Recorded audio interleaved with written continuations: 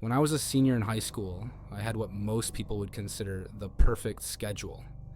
My last period was study hall, which meant I could basically do whatever I wanted for the final hour of each school day. Most kids use it to catch up on homework or just mess around on their phones, but I usually spent the time in the computer lab, working on college applications.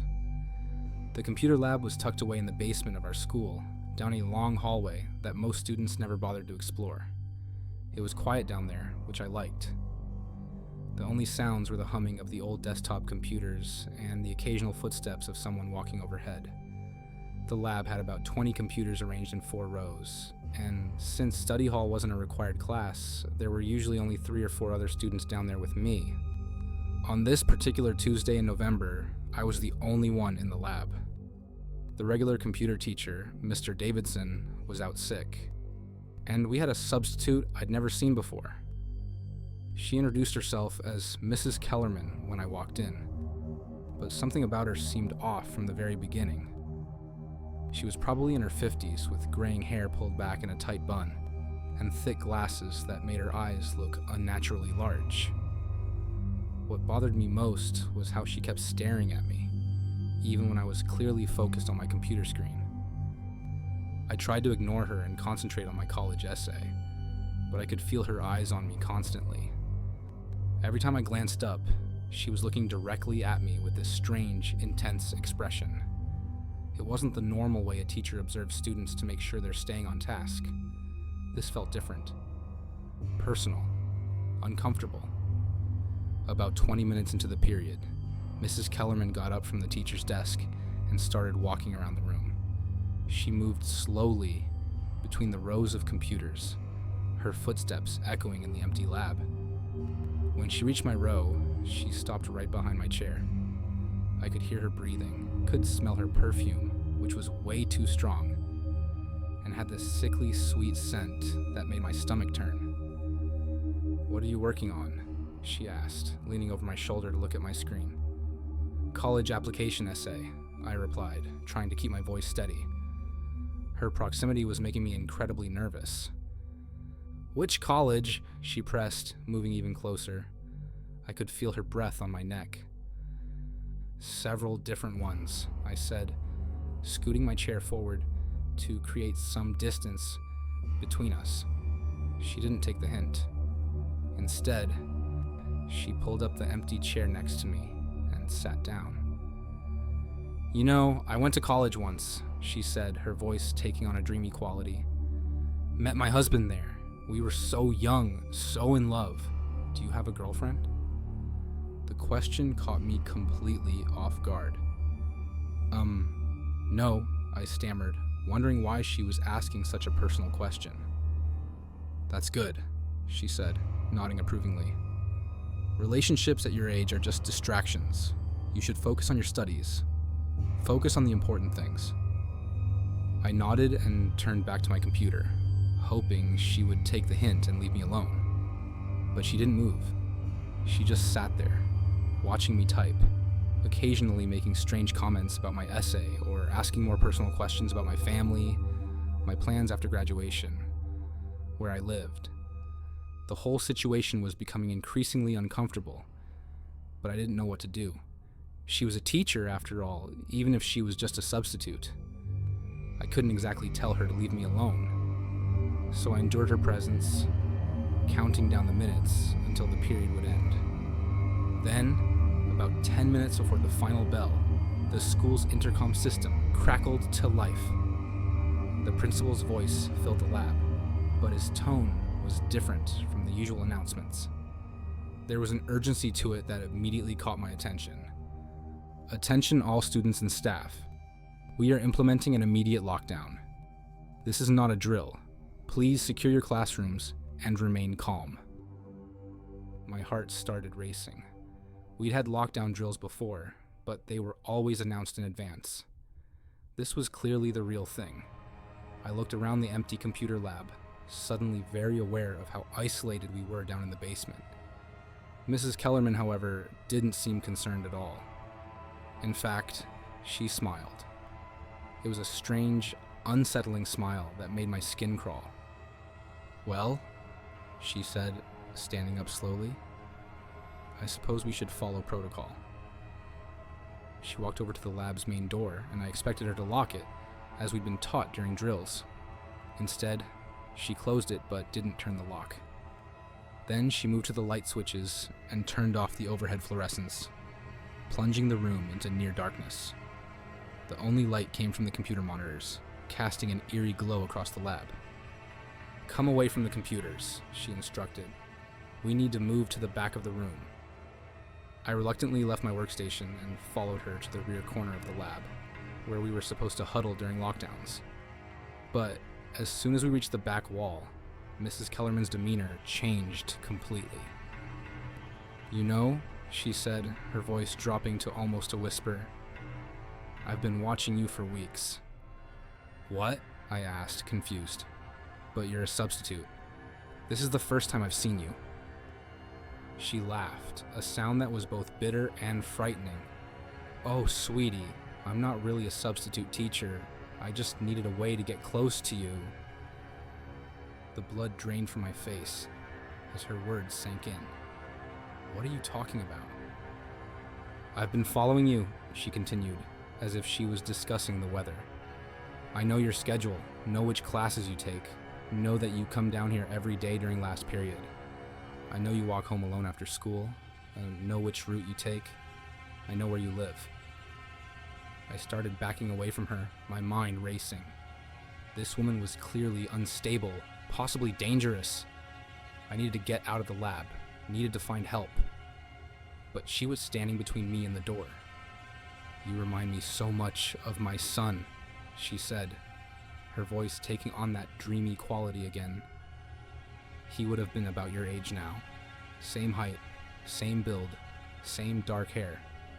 He was taken from me when he was just 7 years old. Car accident. The other driver was drunk. I'm sorry, I managed to say, still trying to edge toward the door. That must have been terrible. It was, she agreed, but then I found you, and I realized that maybe this was meant to be. Maybe you were sent to replace what I lost. The way she said it made my blood run cold. This wasn't just some grieving mother having a breakdown. This was something much more sinister. Mrs. Kellerman, I said, trying to keep my voice calm. I think you need help. Maybe we should call someone. The only person I need is you, she replied, reaching into her purse. I've been planning this for so long. The lockdown is perfect timing. No one will come looking for us down here for hours. That's when I saw the knife. It wasn't huge, maybe 4 inches long, but it was sharp, and she was holding it with the confidence of someone who knew how to use it. My entire body went cold with terror. Please, I said, my voice cracking. You don't want to do this. But I do, she said, taking a step toward me. I've thought about it every day for months. How I would take you home with me. How we could be a family. How you could call me Mom. I realized then that the lockdown wasn't a coincidence. Somehow she had orchestrated this. Maybe she had called in a threat. Maybe she had done something to trigger the school security protocols. Either way, she had planned this entire scenario to get me alone and vulnerable. The lockdown, I said, the pieces falling into place. You caused it. She smiled again, that same unsettling expression. I called in a bomb threat about 20 minutes ago. Anonymous tip about a suspicious package in the main building. I knew it would keep everyone busy upstairs while we had our time together down here. My mind was racing, trying to figure out how to escape. The lab had only one exit, and she was blocking it. The windows were too small to climb through, and we were in the basement anyway. I was trapped with a woman who was clearly delusional and armed.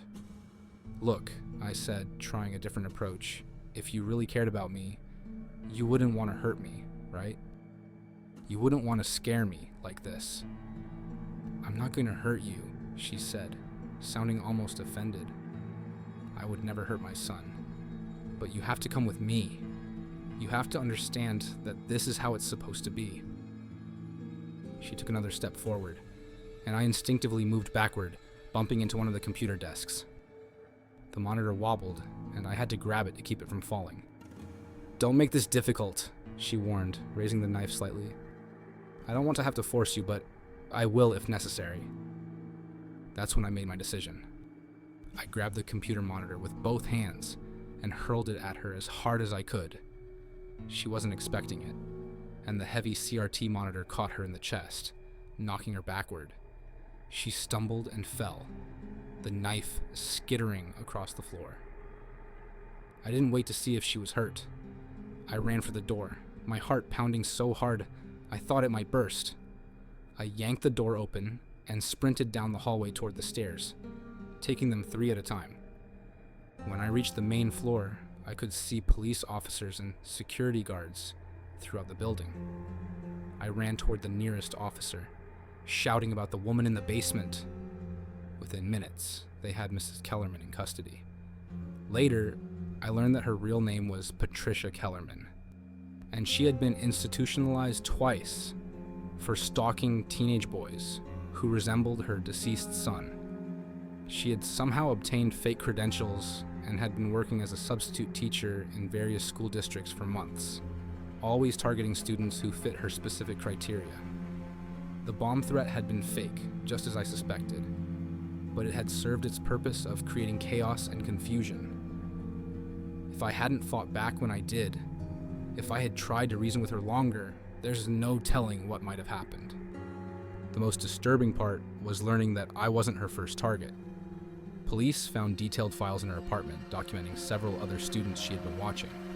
Photos taken from a distance, copies of class schedules, home addresses. She had been planning similar scenarios for months.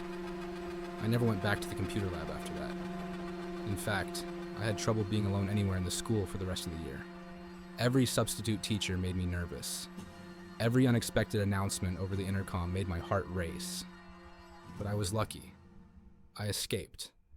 And hopefully, Patricia Kellerman got the help she needed while serving her prison sentence. Though sometimes, late at night, I still wonder if there are others like her out there, watching and waiting for the perfect opportunity to strike. I never thought much about our school's emergency protocols until the day they were used against us. Lincoln High had always prided itself on being prepared for any situation. We had monthly fire drills, quarterly lockdown drills, and even tornado drills, despite living in an area where tornadoes were practically unheard of. The administration constantly reminded us that safety was their top priority, and most of us just rolled our eyes and went along with it. I was in AP chemistry when it started, sitting in the back row next to my lab partner Sarah. Mrs. Chen was explaining some complex equation on the whiteboard when the intercom crackled to life. But instead of our principal's familiar voice, we heard something that made everyone in the room freeze. It was Mr. Hendricks, our principal, but he sounded different. His voice was shaky, almost panicked, which was completely unlike him. Mr. Hendricks was known for being calm and collected in every situation, the kind of administrator who never seemed rattled by anything. "Attention students and staff," his voice echoed through the classroom. "We have a situation. I need everyone to implement lockdown procedures immediately. Lock your doors, turn off your lights, and move away from windows. This is not a drill. I repeat, this is not a drill." There was a pause, and then we heard something that made my blood run cold. In the background, barely audible, was what sounded like crying. Not just one person, but multiple voices, all sobbing quietly. Mrs. Chen quickly moved to lock the classroom door and turn off the lights. We all huddled in the corner furthest from the windows, just as we'd been trained.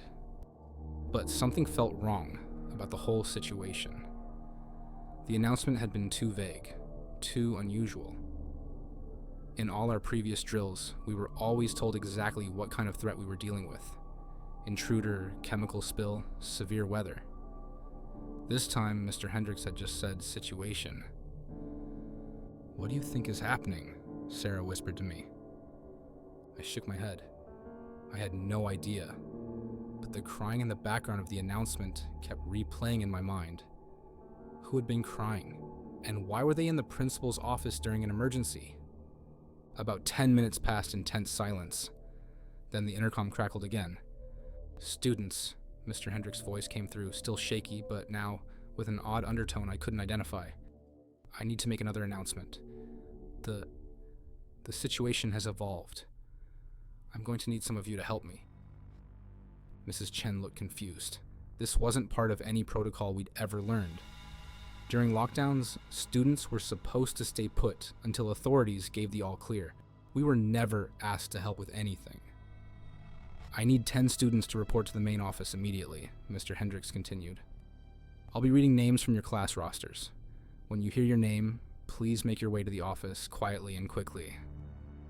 The first few names he called were from other classes, students I recognized but didn't know well.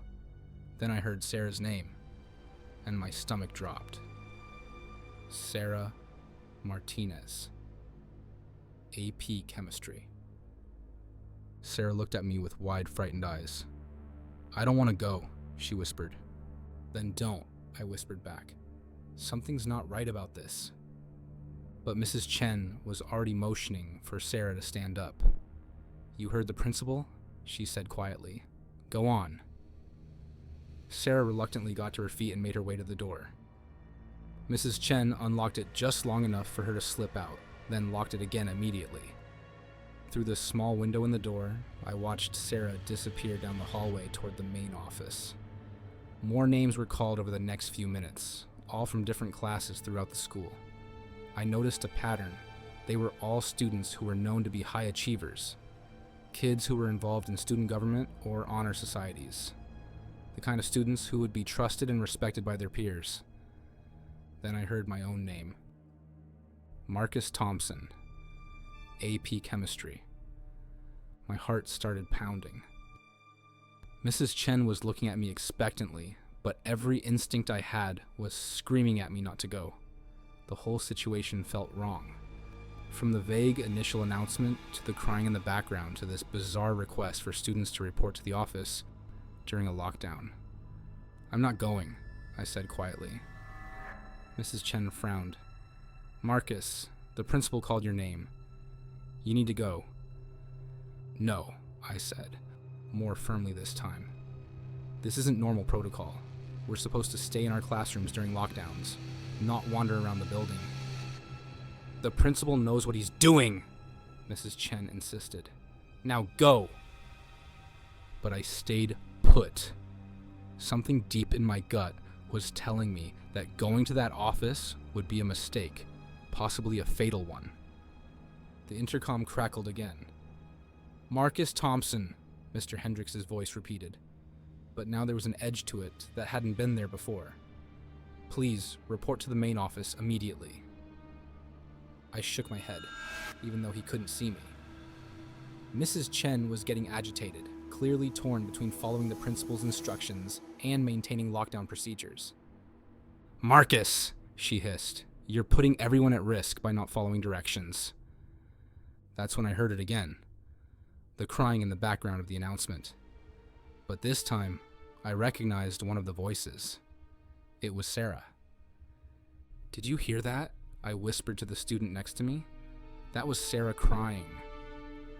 He looked at me like I was crazy. I didn't hear anything, but I had heard it clear as day. Sarah was in the principal's office, and she was crying, which meant that whatever was happening there, it wasn't good. The intercom came on again, and this time, Mr. Hendricks sounded angry. "Marcus Thompson, this is your final warning. Report to the main office now, or there will be consequences." Consequences? What kind of consequences could there be for following lockdown protocol and staying in my classroom? Unless... That's when it hit me. What if Mr. Hendricks wasn't really in control? What if someone else was making him say these things? It would explain the shakiness in his voice, the crying in the background, the deviation from normal procedures. I pulled out my phone and quickly typed a text to my older brother, who was away at college. "Something wrong at school. Lockdown, but principal acting weird. Calling students to office. Don't think it's safe." I hit send just as Mrs. Chen noticed what I was doing. "Put that away," she snapped. "No phones during lockdowns." But my brother had already responded, Call 911 now. That's not normal." I showed the text to Mrs. Chen, and for the first time, I saw doubt creep into her expression. "Maybe," she started to say, but then the intercom interrupted her. "Attention, all staff and students." Mr. Hendricks' voice came through again, but now it was different, colder, more controlled. "It seems we have some students who are unwilling to cooperate. This is disappointing." There was a pause, and then we heard something that made everyone in the room gasp. It was a scream, high-pitched, terrified, and definitely coming from a student. "That was the consequence I mentioned," Mr. Hendricks continued, his voice now completely devoid of emotion.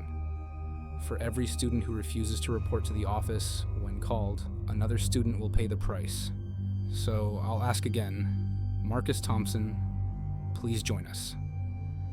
My hands were shaking as I dialed 911. Mrs. Chen didn't try to stop me this time. When the operator answered, I whispered as quietly as I could. "There's something wrong at Lincoln High School. We're supposed to be in lockdown, but the principal is calling students to the office, and I think someone screamed." "Stay on the line," the operator said. "We're dispatching units now." Over the next 20 minutes, the situation continued to deteriorate.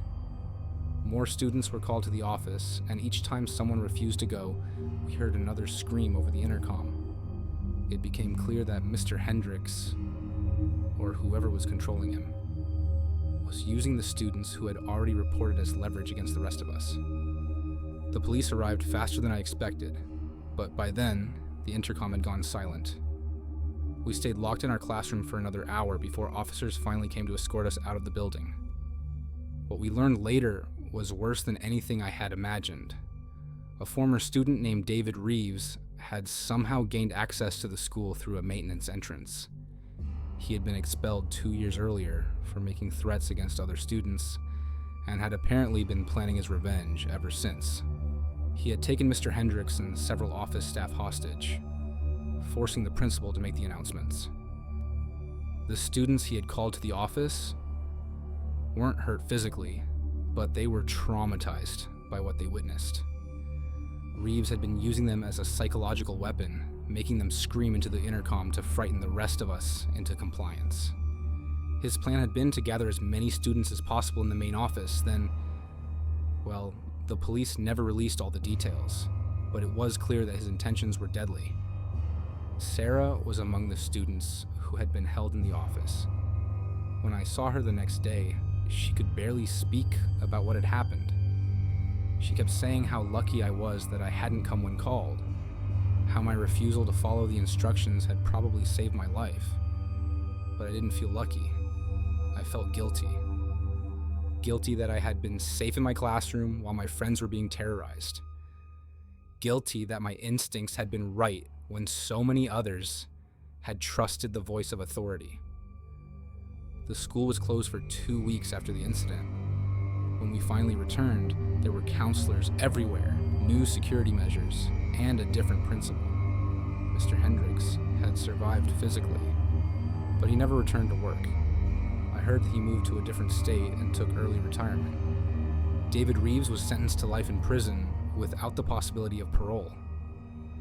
During his trial, it came out that he had been planning the attack for months, studying the school's emergency procedures and figuring out how to use them against us. The most chilling part was learning that this hadn't been his first choice of revenge. His original plan had been much simpler. Just walk into the school with weapons and start shooting. But then he realized that he could cause much more psychological damage by turning our own safety protocols into a trap. He had counted on our conditioning to obey authority, our trust in the voice coming through the intercom. And for most students, it had worked. If not for my brother's text and my stubborn refusal to follow instructions that felt wrong, the outcome could have been much worse. I still think about that day sometimes, especially when I hear emergency announcements in other buildings. I've learned to trust my instincts, even when they go against what authority figures are telling me to do, because sometimes the voice you're supposed to trust is the very thing you need to fear. The thing about being a senior is that you start to notice patterns in your school that underclassmen never pick up on. You've been there long enough to see the subtle changes, the small inconsistencies that might seem normal to someone who's only been around for a year or two. That's how I first noticed something was wrong with Mr. Garrett, our night janitor. I only knew him because I stayed after school most days for newspaper club. Our meetings ran until about 5 p.m., which meant the building was mostly empty except for a few teachers grading papers and the custodial staff beginning their evening routines. Mr. Garrett had been working at our school for as long as anyone could remember, at least 15 years, maybe more. He was a quiet guy, probably in his 60s, with thinning gray hair and thick glasses that made his eyes look huge behind the lenses. What I started noticing in my senior year was how he always seemed to be cleaning near the newspaper room when our meetings ended. Not just occasionally, but every single time. He'd be mopping the hallway right outside our door, or emptying trash cans that didn't look particularly full, or wiping down lockers that already appeared clean. At first, I thought it was just coincidence, but after a few weeks I realized he was timing his work to coincide with our schedule. The really weird part was how he watched us leave. Most adults barely acknowledge teenagers, especially custodial staff who are focused on getting their work done. But Mr. Garrett would stop whatever he was doing and just stare as we walked past him. Not in a friendly way either. His expression was intense, almost hungry, like he was memorizing every detail about us. I mentioned it to my friend Jessica, who was the newspaper editor, but she just shrugged it off. "He's probably just making sure we're not leaving a mess or vandalizing anything," she said. "You're being paranoid." Maybe I was being paranoid, but I couldn't shake the feeling that something was off about the whole situation. So I started paying closer attention to Mr. Garrett's behavior, and what I discovered made my skin crawl. He had favorites, specific students that he seemed particularly interested in watching. They were always the same type: quiet, studious kids who stayed after school for various activities, kids who wouldn't be missed immediately if something happened to them, kids like me. I noticed that he kept a small notebook in his shirt pocket, and sometimes he would pull it out and write in it while watching us. When I mentioned this to my parents, they suggested I talk to a teacher or administrator, but I didn't have any real evidence of wrongdoing. What was I supposed to say? The janitor looks at us funny and takes notes? It sounded ridiculous, even to me. But then Emma Hartley disappeared. Emma was a junior who stayed after school for math tutoring twice a week. She was exactly the type of student I'd noticed Mr. Garrett paying attention to. Quiet, studious, and often alone in the building after hours. The official story was that she had run away from home after an argument with her parents, but something about it didn't sit right with me. I remembered seeing Emma the day before she disappeared. She had been walking down the hallway after her tutoring session, and Mr. Garrett had been there, pretending to clean the water fountain. But he wasn't really cleaning. He was watching Emma, and when she passed by, he had pulled out that notebook and written something down. That's when I decided to do some investigating on my own. I started staying later after newspaper meetings, hiding in empty classrooms, and watching Mr. Garrett's routines. What I discovered was that he had a very specific pattern. After most of the building was empty, he would make his rounds with a master key, checking certain classrooms and storage areas. But he wasn't just cleaning. He was looking for something, or someone. One evening, about a week after Emma's disappearance, I followed him down to the basement level of the school. This was an area most students never went to. It was mainly storage rooms, the boiler room, and some old classrooms that hadn't been used in years. I stayed far enough back that he wouldn't notice me, but close enough to see where he was going. He stopped at a door I'd never paid attention to before. It looked like all the other storage room doors, but when he opened it with his key, I could see that it wasn't full of supplies like the others. Instead, it looked like some kind of living space. There was a cot, a small table, and what appeared to be a mini refrigerator. But what made my blood run cold was what I saw on the walls. Photos. Dozens and dozens of photos of students, all taken from a distance without their knowledge. Students walking to their cars after school, students at their lockers, students in the library. And in the center of one wall, there was a larger photo of Emma Hartley. I backed away from the door as quietly as I could, my heart pounding so hard I was sure he would hear it. I needed to get out of there and call the police, but as I turned to leave, I bumped into a metal shelf, knocking over a bottle of cleaning solution. The crash echoed through the basement hallway, and I heard Mr. Garrett's footsteps immediately change direction. He was coming toward me. I ran. I didn't care about being quiet anymore. I just needed to get out of that basement and away from him. I could hear him behind me, his footsteps getting closer as I reached the stairwell. I took the stairs 3 at a time, bursting through the door into the main hallway of the school. But the building was completely empty now. All the teachers had gone home, and the main doors were locked from the inside with a key I didn't have. I was trapped in the school with a man who I now knew was dangerous, possibly a kidnapper or worse. I pulled out my phone to call 911, but there was no signal. The school's thick walls had always been notorious for blocking cell phone reception, especially in the interior hallways. I needed to get to a landline, but the only phones I knew about were in the main office and the teacher's lounge, both of which were locked.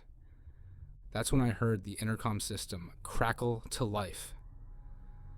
"Attention," Mr. Garrett's voice echoed through the empty hallways. "I know you're in here somewhere. There's no point in hiding. All the doors are locked, and I have the only keys." His voice was different now. Gone was the quiet, unassuming janitor I thought I knew.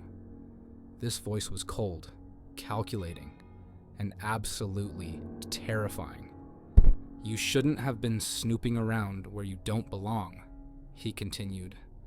"But since you've seen my collection, I suppose you'll have to join it." Collection. The word made me sick to my stomach. Emma hadn't run away. She was part of his collection. And now he wanted to add me to it. I needed to find a way out of the building, but I also needed to be smart about it. Mr. Garrett knew the school better than anyone, every room, every hiding place, every exit. But I had one advantage. I knew he was looking for me, which meant I could try to stay one step ahead of him. I made my way to the science wing, hoping to find a window I could break or a door that might not be properly secured. As I crept through the darkened hallways, I could hear him moving around the building, his keys jingling as he unlocked doors and searched rooms. "I've been watching you for months," his voice came over the intercom again. "You and your little newspaper friends. So dedicated, so predictable. Always staying late, always following the same routines." I reached the chemistry lab and tried the door. Locked, of course, but I remembered that Mrs. Chen sometimes left the supply closet unlocked, and there was a small window in there that led to the courtyard. "Emma was just like you," Mr. Garrett's voice continued as I picked the lock on the supply closet, with a paperclip I'd found on the floor. Curious, too curious for her own good. She started asking questions about why I was always around when she left her tutoring sessions, so I had to invite her to see my collection personally. The lock clicked open, and I slipped into the supply closet. The window was small, but I thought I could fit through it. I started working on the latch, trying to be as quiet as possible. "She's very comfortable now," Mr. Garrett said, and I could hear that he was getting closer to the science wing. "I've made sure she has everything she needs: food, water, books to read. She's learned not to scream anymore." They all learn eventually. They all learn. That meant Emma wasn't his first victim. How many students had disappeared over the years that were attributed to runaways or accidents? How many were actually in his collection? The window latch finally gave way, and I pushed the window open. It was a tight fit, but I managed to squeeze through and drop into the courtyard. From there, I could see the parking lot and the street beyond the school fence. But as I started running toward the fence, I heard the supply closet door slam open behind me. Mr. Garrett had found where I'd escaped, and now he was coming after me. I reached the fence and started climbing, but it was topped with barbed wire that I hadn't noticed in the darkness.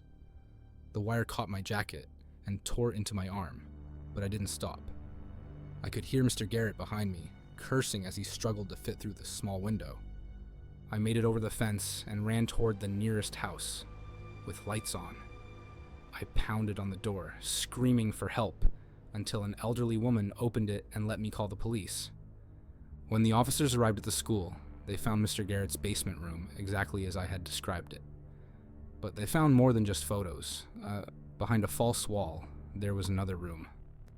A much larger space where he had been keeping his victims. Emma was there, along with 2 other students who had been reported as runaways over the past 3 years. They were all alive, but traumatized beyond imagination. Mr. Garrett had been keeping them prisoner, moving them between different hiding spots around the school and his own home, depending on when the building would be searched or inspected. The investigation revealed that he had been planning this for years, gradually converting storage spaces and unused areas of the school into holding cells. He had master keys to everything, access to all areas of the building, and a schedule that allowed him to move around undetected. During his trial, it came out that he had been targeting students who fit a specific profile: quiet, studious kids who stayed after school and wouldn't be immediately missed if they disappeared. He had been watching them, learning their routines, and waiting for the perfect opportunity to strike. Emma and the other victims eventually recovered physically, but the psychological scars took much longer to heal. The school installed new security measures, changed all the locks, and implemented a buddy system for students who stayed after hours. But I still think about that night sometimes, about how close I came to becoming part of his collection, and I wonder how many other schools have custodial staff with master keys and too much unsupervised access to students. Because the scariest monsters aren't always strangers who break into buildings. Sometimes they're the people who have been there all along, hiding in plain sight, waiting for their chance to strike. I should have known something was wrong when they announced the lockdown drill during lunch. In 4 years at Riverside High, we'd never had a drill during the lunch period. The administration always scheduled them during regular class time, usually first or second period when everyone was settled and accounted for. But on that Tuesday in March, right as I was finishing my sandwich in the cafeteria, Principal Morrison's voice came over the intercom. "Attention students and staff. We will be conducting a lockdown drill in approximately 2 minutes. Please prepare to follow standard procedures." The cafeteria buzzed with the usual complaints and groans. Nobody liked lockdown drills, sitting in silence for 20 minutes while teachers pretended there was an active threat in the building. But we all knew the routine. When the announcement came, we'd move to the designated safe areas, stay quiet, and wait for the all clear. What made this different was the timing, and the fact that Principal Morrison sounded off. His voice had a strange quality to it, almost like he was reading from a script he'd never seen before. Usually his announcements were casual and conversational, but this one was stilted and formal. "Beginning lockdown drill now," his voice crackled through the speakers again. "All students and staff should move to secure locations immediately." The cafeteria staff started herding us toward the kitchen area, which was the designated safe zone for the lunch period. About 60 of us crowded into the space behind the serving line, sitting on the floor between the industrial refrigerators and prep tables. Mrs. Patterson, the head lunch lady, locked the doors leading into the cafeteria and turned off the lights. That's when I noticed the first strange thing. Through the small window in the kitchen door, I could see into the main cafeteria, and there were still lights on out there.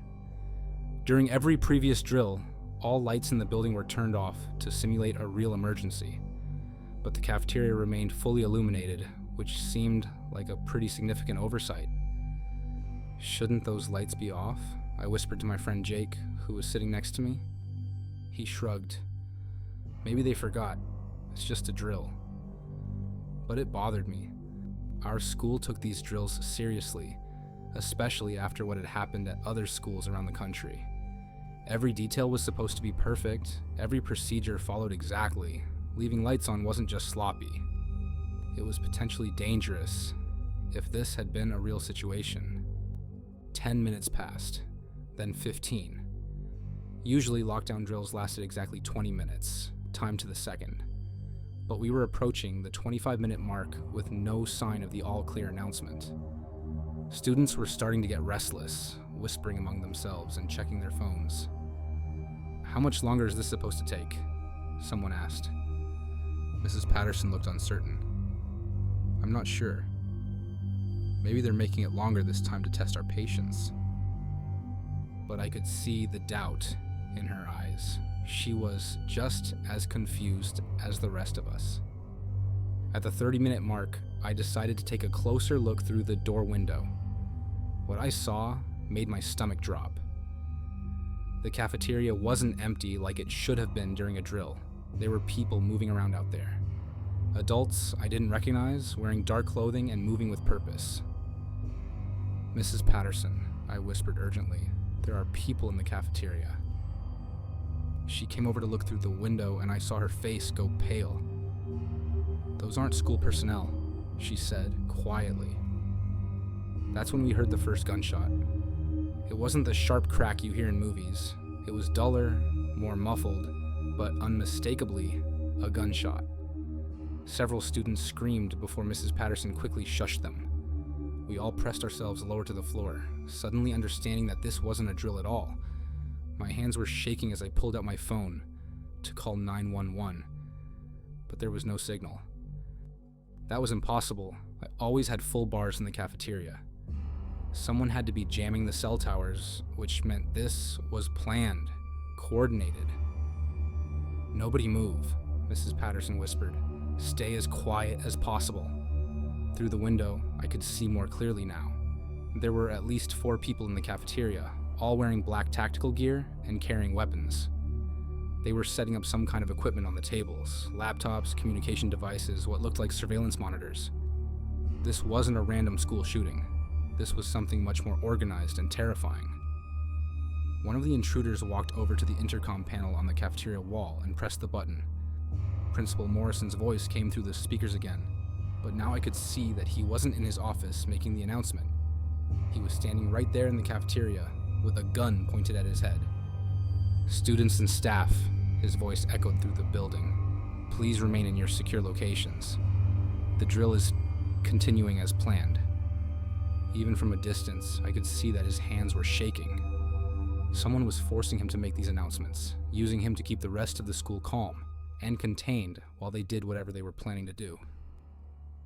"We need to get out of here," I whispered to Jake. "Are you crazy?" he whispered back. "They have guns. We're safer hiding." But I wasn't so sure. The kitchen had only one exit, and if these people decided to search the building systematically, we'd be trapped. At least if we tried to escape now, we'd have a chance. I looked around the kitchen, trying to find another way out. There was a loading dock in the back where food deliveries were made, but it was secured with a heavy metal door that would make noise if we tried to open it. There were also some small windows near the ceiling, but they were too high and too small for most people to fit through. That's when I remembered the grease trap. Every commercial kitchen has a grease trap, a maintenance access point that leads to the building's plumbing system. Ours was located behind the main prep area, hidden by a removable panel in the floor. I'd seen the maintenance crew use it a few times, when there were problems with the kitchen drains. I crawled over to where I remembered seeing the panel and started feeling around in the darkness. My fingers found the edge of the metal cover, and I carefully lifted it up. Below was a narrow tunnel that led under the building. Not exactly spacious, but big enough for a person to crawl through. "Jake," I whispered, "help me with this." He crawled over and saw what I was doing. "You want to go down there? That's insane!" "More insane than waiting here for them to find us?" Before he could answer, we heard voices getting closer to the kitchen. The intruders were moving through the building, checking rooms. It was only a matter of time before they reached us. I didn't wait for Jake's permission. I lowered myself into the grease trap tunnel and started crawling toward what I hoped was the outside of the building. The space was cramped and disgusting, filled with years of accumulated grease and food waste, but it was better than being trapped in the kitchen.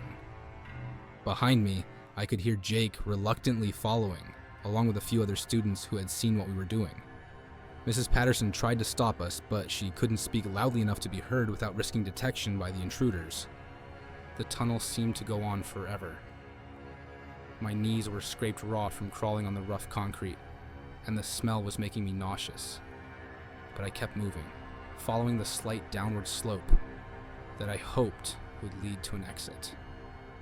Finally, I saw light ahead. Not artificial light, but natural daylight filtering through what looked like a grate. I crawled faster, desperate to get out of the tunnel and into the open air. The grate was secured with screws, but they were old and rusty. I managed to work them loose with my house key, and the grate fell away, revealing an opening that led to the side of the building. I squeezed through and found myself in the narrow space between the school and the parking lot. Jake emerged behind me, followed by 3 other students. We were all covered in grease and filth, but we were alive and outside the building. "We need to get to the street and call for help," I said. But as we started moving toward the parking lot, I saw something that made me freeze. There were more people in tactical gear positioned around the school perimeter. This wasn't just an attack on the building, they had the entire area surrounded. We were trapped between the school and the perimeter, with nowhere to run. That's when I realized what was really happening. This wasn't a random act of violence. It was a hostage situation. They had taken control of the entire school, using the lockdown drill as a cover to get everyone contained in specific locations. Now they had hundreds of students and staff trapped inside, with no way for authorities to get close, without risking massive casualties. We crouched behind a dumpster, trying to figure out what to do next. In the distance, I could see police cars arriving, but they were staying far back from the building. The intruders had created a perfect standoff situation. They controlled the school and everyone in it, while law enforcement was forced to wait and negotiate. Hours passed. We could hear helicopters overhead and see SWAT teams setting up positions around the perimeter, but no one was making any moves to enter the building. Occasionally, we'd hear Principal Morrison's voice over the intercom, making announcements that were clearly scripted by his captors. As the sun started to set, I began to understand the full scope of what was happening. This wasn't about killing people, it was about making a statement, holding an entire community hostage to force some kind of political or ideological point. The intruders were using our school as a stage, for whatever message they wanted to send to the world. The standoff lasted 18 hours. When it finally ended, it wasn't because of a dramatic rescue operation.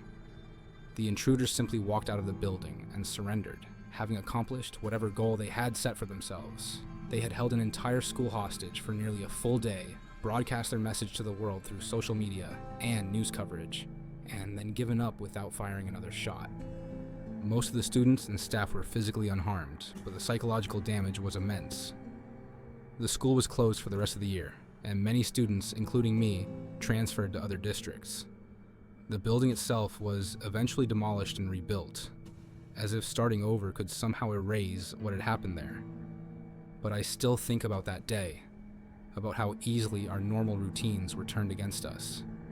How a simple announcement about a drill became the beginning of a nightmare that lasted almost a full day.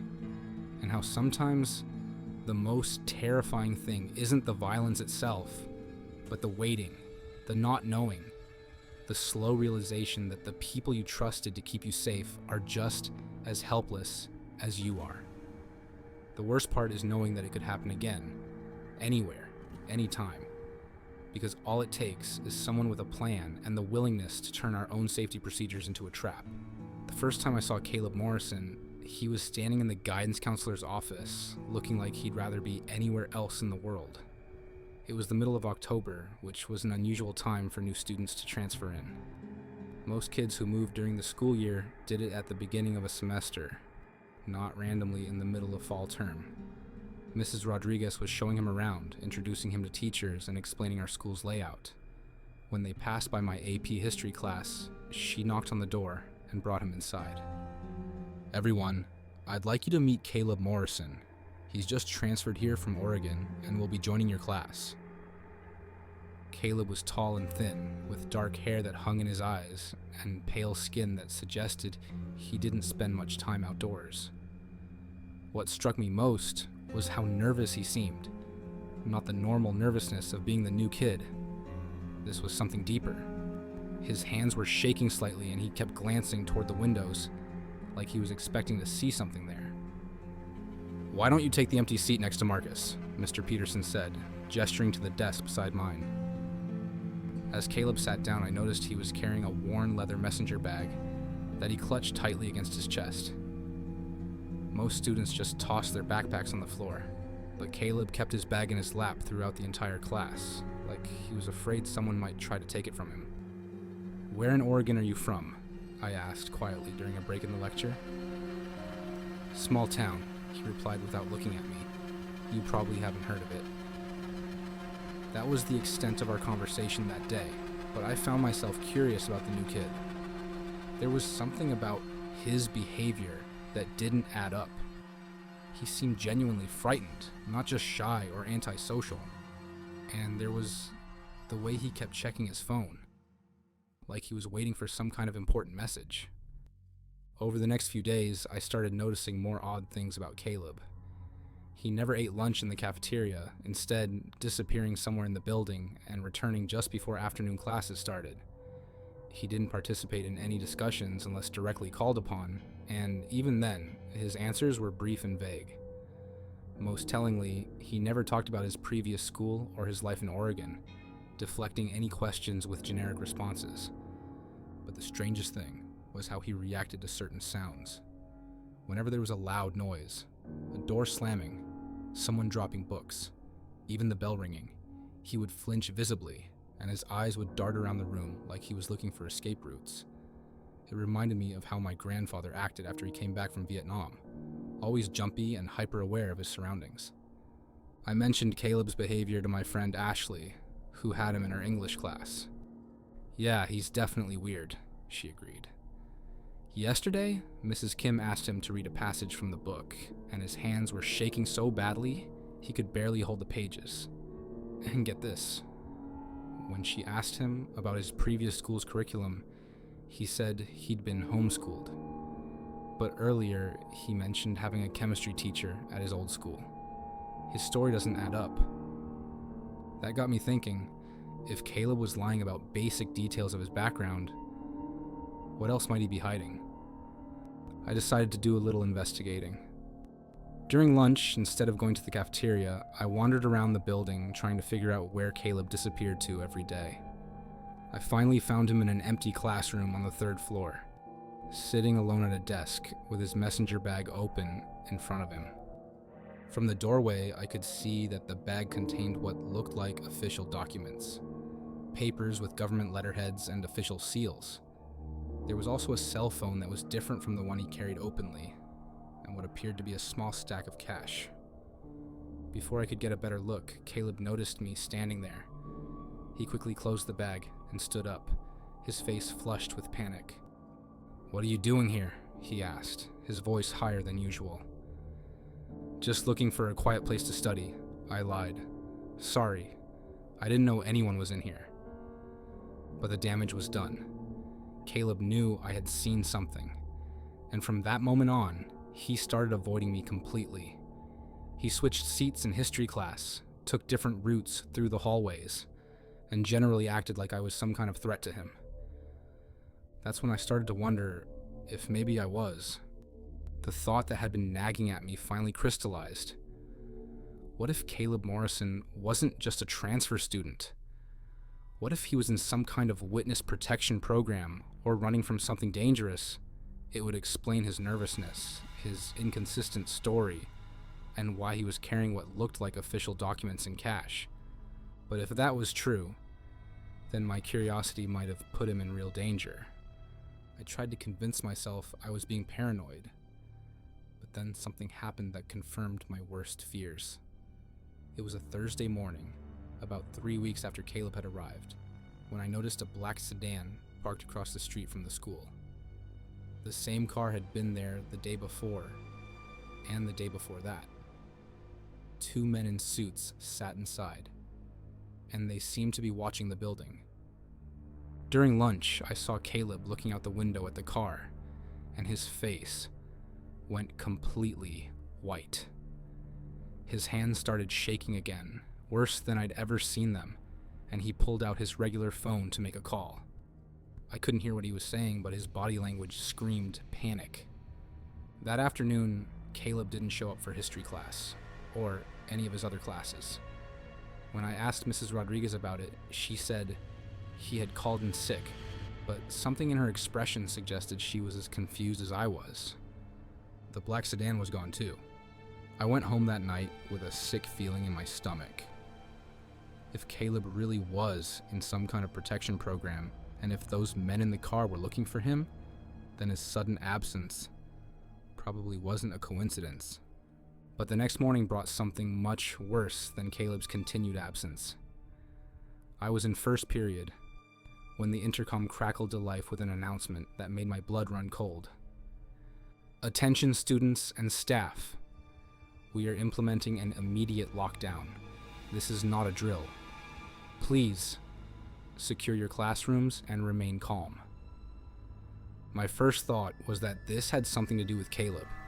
Maybe whoever was looking for him had decided to search the school, or maybe they were using the lockdown as a way to flush him out if he was still hiding somewhere in the building. Mrs. Chen quickly locked our classroom door and turned off the lights. We all huddled in the corner, away from the windows, just as we'd been trained. But unlike our practice drills, this felt different. There was a tension in the air that suggested real danger. About 10 minutes into the lockdown, I heard something that confirmed my suspicions. Through the thin walls, I could hear voices in the hallway. Adult voices, speaking in low, urgent tones.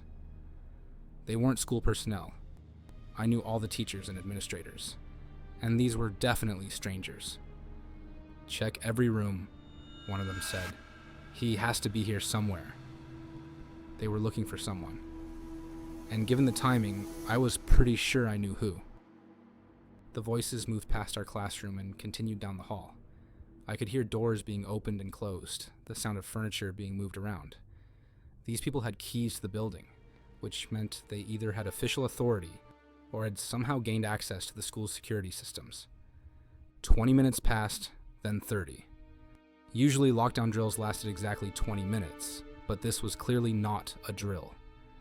The voices in the hallway had faded, but the lockdown continued with no explanation or updates from the administration. That's when I heard the scream. It was brief, cut off quickly, but definitely human. It came from somewhere else in the building, maybe the second floor. Several students in my classroom looked at each other with wide, frightened eyes. "What was that?" someone whispered. Mrs. Chen put her finger to her lips, signaling for silence, but I could see the fear in her expression. Whatever was happening in our school, it was serious enough to terrify even the adults. My phone buzzed with a text message. I pulled it out carefully, keeping the screen dim so it wouldn't attract attention. The message was from a number I didn't recognize. "They found me. Don't let them know you were asking questions. Destroy this message." It had to be from Caleb. Somehow he was still in the building, and whoever was looking for him had caught up with him. The scream we'd heard might have been him. I quickly deleted the message and tried to think about what to do. If Caleb was in danger, shouldn't I try to help him? But what could I do? I was trapped in a locked classroom with 20 other students, and there were armed people searching the building. The lockdown continued for another hour before we finally heard the all-clear announcement. When we were allowed to leave our classrooms, the hallways were full of police officers and federal agents. Students were being questioned about whether they had seen anything unusual, whether they knew anything about the security incident that had occurred. I kept my mouth shut. Caleb's text had been clear. I shouldn't let anyone know I had been curious about him. But as I walked through the halls, I noticed something that made my stomach turn. There were small drops of blood on the floor near the stairwell leading to the third floor, right where Caleb used to eat his lunch. Caleb Morrison never returned to school. Officially, his family had moved again due to his father's job, but I knew better. Whatever had happened during that lockdown, it had ended with Caleb being taken away by people who had been hunting him. I never found out what he had been running from, or whether he was a witness to some crime or the victim of some conspiracy. But I learned something important that day about the danger of curiosity, about how asking the wrong questions about the wrong person can have consequences you never intended. Sometimes the new kid with the nervous behavior and the inconsistent story is just shy and awkward. But sometimes they're carrying secrets that can get people hurt. And sometimes the safest thing you can do is mind your own business and let sleeping dogs lie. I still think about Caleb sometimes, wondering if he's safe, wondering if those people ever stopped looking for him. And I wonder if my curiosity played a role in what happened to him, if my questions somehow led his pursuers to our school. Because the most terrifying thing about that day wasn't the lockdown or the blood in the hallway. It was the realization that sometimes trying to help someone can be the most dangerous thing you can do. The thing about being a volunteer at the school library is that you get to see patterns other students miss. I spent my free periods helping Mrs. Kowalski organize books and assist younger students with research projects, which meant I was often in the library when it was nearly empty. That's how I first noticed the man who kept coming in during school hours, always when most students were in class. He looked to be in his 30s, average height with brown hair and glasses, wearing clothes that made him blend in perfectly. Khakis, button-down shirts, the kind of outfit that screamed substitute teacher or parent volunteer.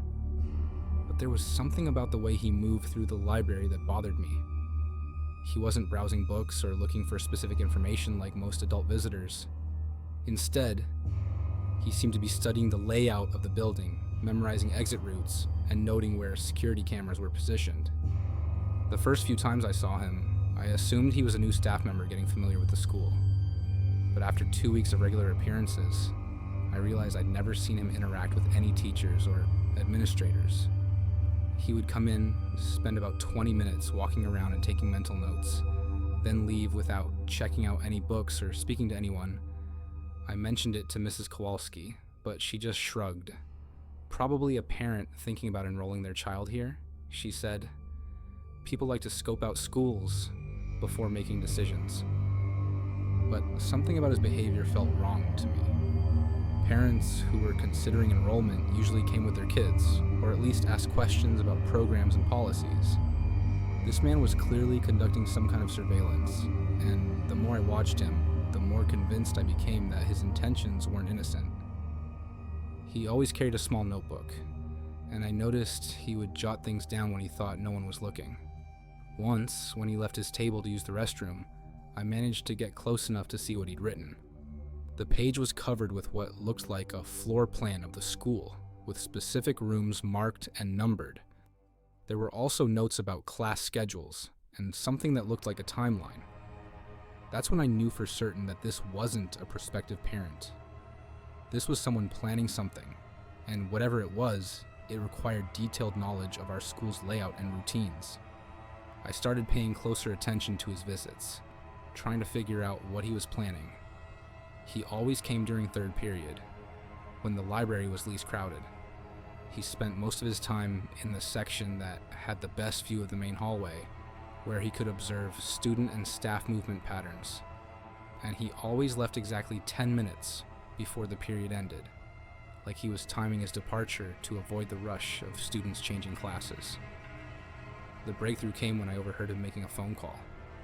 He was sitting in a corner of the library, speaking quietly into his cell phone, but the acoustics of the room carried his voice to where I was shelving books. The fire alarm system is connected to the main panel near the office, he was saying. If we trigger it during lunch, we'll have about 15 minutes before the fire department arrives. That should be enough time. Enough time for what?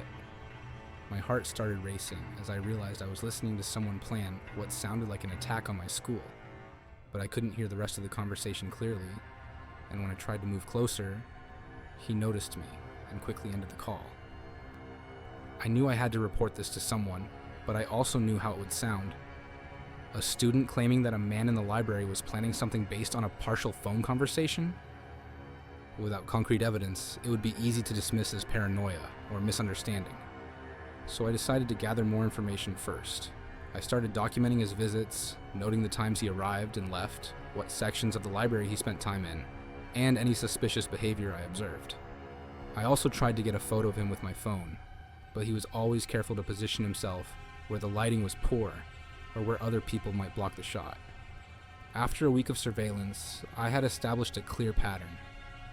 He came every Tuesday and Thursday during third period, always spent exactly 30 minutes in the building, and always left through the side exit near the gymnasium. But more importantly, I had figured out what he was planning. Based on his phone conversation and the notes I'd glimpsed, he was going to trigger the fire alarm system during lunch period, when the cafeteria would be packed with students. Fire alarms meant immediate evacuation, which would force everyone outside into predictable gathering areas. And if he had 15 minutes before the fire department arrives, that suggested he was planning to do something during the chaos of evacuation. The question was, what? I finally decided I had enough information to take to the administration. On a Wednesday morning, I went to the principal's office and asked to speak with Mr. Davidson privately. I explained everything I had observed, showed him my notes, and told him about the phone conversation I'd overheard. Mr. Davidson listened carefully, but I could see the skepticism in his expression. "Marcus," he said when I finished, "I appreciate your concern, but this sounds like it could be a misunderstanding. Maybe this person is a contractor or consultant working on building improvements. The fire alarm comment could have been about maintenance or upgrades. But why would a contractor need to study student movement patterns?" I asked. "And why would he be so secretive about it?" "I'll tell you what," Mr. Davidson said. "I'll have our security officer keep an eye out for this person. If he shows up again, we'll approach him and find out what his business is here. Fair enough?" It wasn't really fair enough, but it was better than nothing. I agreed and went back to my classes, hoping that the increased security attention would either catch the man in the act or scare him away entirely. But Thursday came, and the man appeared in the library right on schedule. I watched from across the room as he went through his usual routine, completely unaware that he was now being observed by school security. Officer Martinez was positioned near the main entrance, trying to look casual while keeping an eye on the suspicious visitor. Everything seemed to be going according to plan, until the man suddenly looked up from his notebook and stared directly at me. Our eyes met across the library, and I saw recognition flash across his face. He knew that I had been watching him, and worse, he seemed to understand that I had figured out what he was planning. He closed his notebook, gathered his things, and started walking toward the exit. But instead of leaving through his usual route, he headed for the main doors where Officer Martinez was waiting. I expected to see him stopped and questioned, but what happened next made my blood run cold. The man walked right up to Officer Martinez and they shook hands like old friends. They spoke briefly, too quietly for me to hear, and then the man left the building without any interference. Officer Martinez was in on it. Whatever this man was planning, he had help from inside the school. I felt sick to my stomach as the implications sank in. If school security was compromised, then reporting the threat through official channels wouldn't just be useless, it would be dangerous. The man now knew that I was onto him, and if Officer Martinez was working with him, then I was probably in serious danger. I spent the rest of the day trying to figure out what to do. I couldn't trust the school administration if their security officer was compromised. I couldn't call the police without concrete evidence of a crime. And I couldn't just ignore the situation, knowing that something was being planned for the next time the fire alarm went off. That's when I remembered something the man had said during his phone call. If we trigger it during lunch. He wasn't waiting for a random fire alarm. He was planning to set it off himself during lunch period when the maximum number of students would be affected. The next day was Friday, and I spent the morning in a state of nervous anticipation. If the man was going to act, lunch period would be the most likely time. I positioned myself in the library where I could see the main hallway and waited. At 11:45, 15 minutes into the lunch period, I saw him. He was walking down the hallway with purpose, carrying what looked like a small electronic device. He wasn't trying to blend in anymore. He was moving like someone who had a job to do and limited time to do it. I followed him at a distance, staying far enough back that he wouldn't notice me, but close enough to see where he was going. He headed straight for the main office area, where the fire alarm control panel was located. That's when I made a decision that probably saved lives. Instead of trying to stop him myself, or running to get help that might not come, I pulled the fire alarm in the hallway where I was standing. The piercing sound filled the building immediately, and within seconds, students and staff were beginning the evacuation procedures. But by triggering the alarm myself, I had disrupted whatever timing the man had been counting on. His plan required him to control when the evacuation started, and now that element of surprise was gone. I saw him in the hallway, looking confused and angry as students streamed past him toward the exits. Whatever he had been planning to do during the chaos of evacuation, he couldn't do it now that the evacuation was already underway, and he wasn't the one who had initiated it. The fire department arrived within minutes, followed by police officers who had been called when no actual fire could be located. In the confusion, I managed to point out the suspicious man to one of the officers, explaining that I had seen him tampering with the fire alarm system. When they searched him, they found the electronic device I had seen him carrying. It turned out to be a sophisticated remote trigger for explosive devices that had been planted in the school's main gathering areas, the places where students would have been directed during a fire evacuation. The investigation that followed revealed that the man was part of a domestic terrorist group that had been planning to target schools across the region. Officer Martinez had been feeding them information about security procedures and building layouts in exchange for money. If I hadn't triggered the fire alarm when I did, disrupting their carefully planned timeline, dozens of students could have been killed or injured. The scariest part was learning how long they had been planning the attack.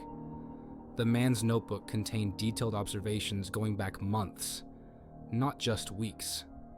He had been studying our school's routines and vulnerabilities for far longer than I had realized, waiting for the perfect opportunity to strike.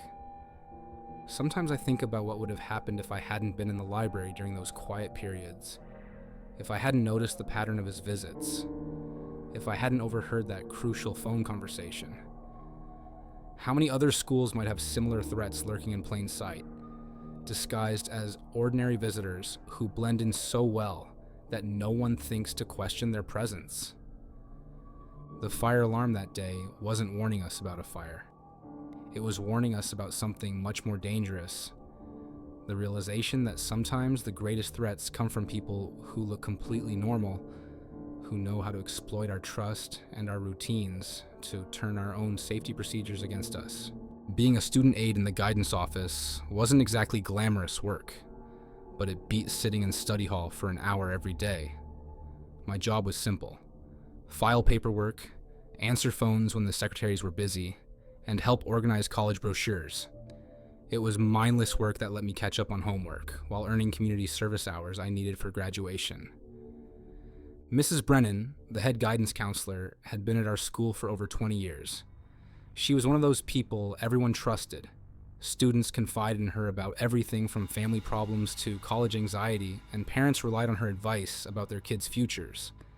She had this maternal quality that made people feel safe opening up to her, which is probably why her office was always busy with students seeking help. What I didn't realize until I started working in the guidance office was just how much personal information Mrs. Brennan had access to. Student files contained everything: family income, medical records, psychological evaluations, disciplinary actions, even notes from private conversations with students. It was like having a complete dossier on every teenager in the school. At first, I didn't think much about it. Guidance counselors were supposed to have access to that information. It was part of their job to help students navigate academic and personal challenges. But after a few weeks of filing papers and organizing records, I started noticing some strange patterns in how Mrs. Brennan used that information. She would sometimes bring up personal details about students in casual conversations with other staff members.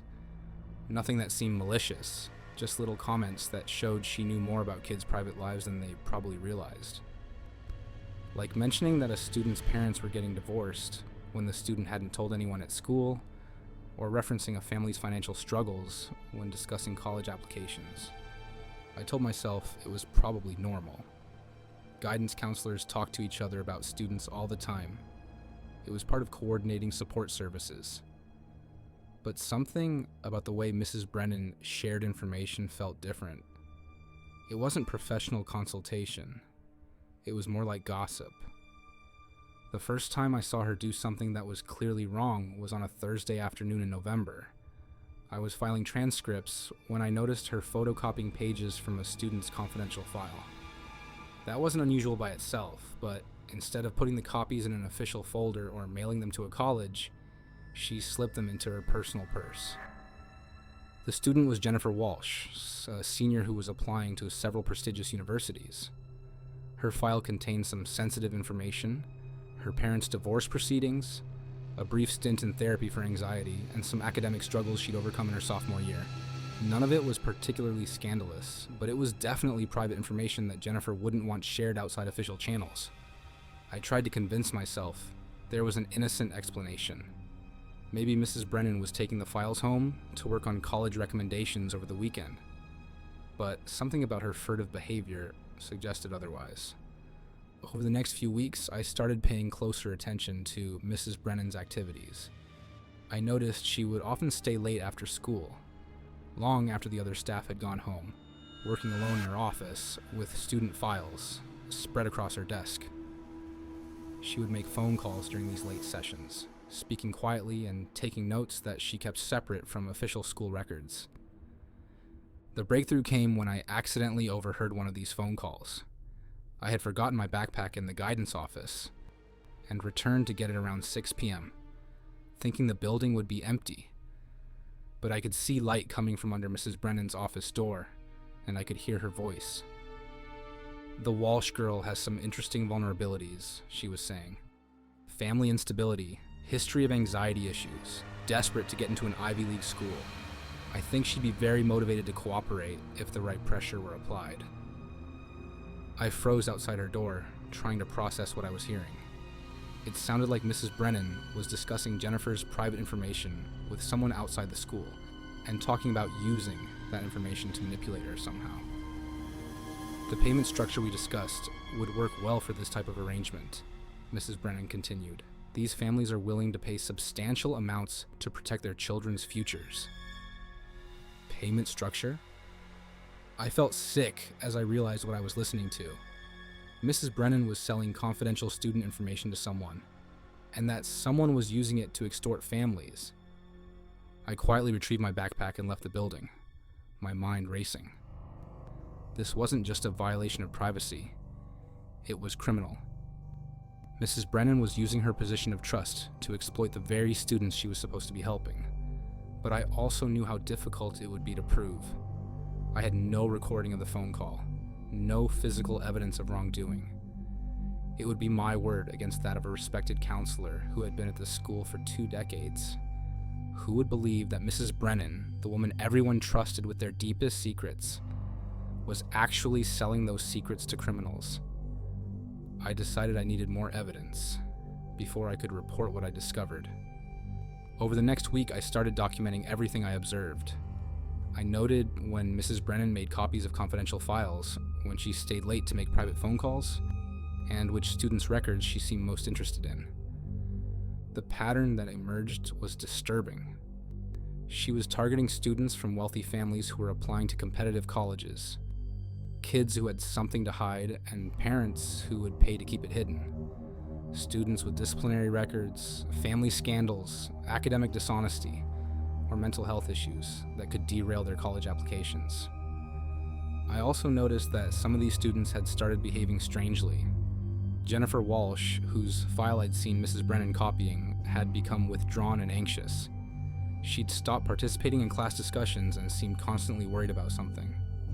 When I overheard her talking to a friend, she mentioned that her family was dealing with some unexpected expenses related to her college applications. That's when I realized the full scope of what was happening. Mrs. Brennan wasn't just selling information, she was part of an extortion ring that targeted high school students and their families. The criminals would use the confidential information to threaten exposure, unless the families paid money to keep their secrets safe. It was brilliant in its cruelty. Parents would do anything to protect their children's futures, and the threat of having embarrassing or damaging information revealed to college admissions offices was enough to make them pay substantial sums. The victims couldn't report the extortion without risking the very exposure they were paying to prevent. I knew I had to act, but I also knew I needed irrefutable proof. So I decided to take a huge risk. The next time I saw Mrs. Brennan preparing to make one of her late-night phone calls, I hid in the supply closet adjacent to her office and used my phone to record the conversation. What I captured was even worse than I had imagined. "The Morrison boys file is particularly valuable," Mrs. Brennan was saying. "Suicide attempt last year, covered up by the family. The parents will pay whatever we ask to keep that out of his college applications." She was talking about Tyler Morrison, a quiet kid in my chemistry class. I had no idea he'd struggled with mental health issues, and the thought of that information being used against him made me furious. "I can have copies of the relevant documents ready by tomorrow," Mrs. Brennan continued. "The usual fee structure applies. 50% up front, 50% when the family pays." I had heard enough. I stopped recording and carefully made my way out of the building, my hands shaking with anger and fear. Mrs. Brennan wasn't just betraying her professional ethics. She was destroying lives for profit. The next morning, I took my evidence to the police. The recording was clear enough to establish criminal intent, and when they searched Mrs. Brennan's office, they found extensive records of her illegal activities. She had been part of the extortion ring for over 3 years, targeting dozens of families and earning hundreds of thousands of dollars. The investigation revealed that the scheme extended beyond our school. Mrs. Brennan was part of a network of guidance counselors, teachers, and administrators across the region who were selling confidential student information to organized criminals. They had turned the college application process into a weapon, using students' vulnerabilities against their own families. The arrests made national news, and our school was thrown into chaos. Parents demanded to know if their children's information had been compromised. Students questioned whether they could trust any adult in the building, and the entire guidance department had to be restructured. But the worst part was seeing the impact on the students who had been targeted. Jennifer Walsh's family had paid over $30,000 to keep her therapy records private, money they had borrowed against their house. Tyler Morrison's parents had been making monthly payments for months, terrified that their son's suicide attempt would be revealed to college admissions officers. These families had been victimized twice, first by having their private information stolen, and then by being extorted with that same information. The psychological damage was immense, especially for the students who learned that their most personal struggles had been turned into commodities. Mrs. Brennan was sentenced to 8 years in prison, but the damage she caused will last much longer. Students at our school still struggle to trust guidance counselors. Parents are reluctant to share sensitive information that could help their children, and the entire college application process has been tainted by the knowledge of how easily it can be corrupted. The scariest part is knowing how long this went on without anyone suspecting. Mrs. Brennan had built such a reputation for caring and trustworthiness that no one questioned her motives or monitored her activities. She had turned her position as a helper and protector into a tool for exploitation, and she might have continued indefinitely if I hadn't happened to overhear that phone call. It makes me wonder how many other schools have similar predators hiding in plain sight, using their access to confidential information to prey on the very students they're supposed to serve. Because sometimes the people we trust most with our secrets are the ones most willing to sell them to the highest bidder.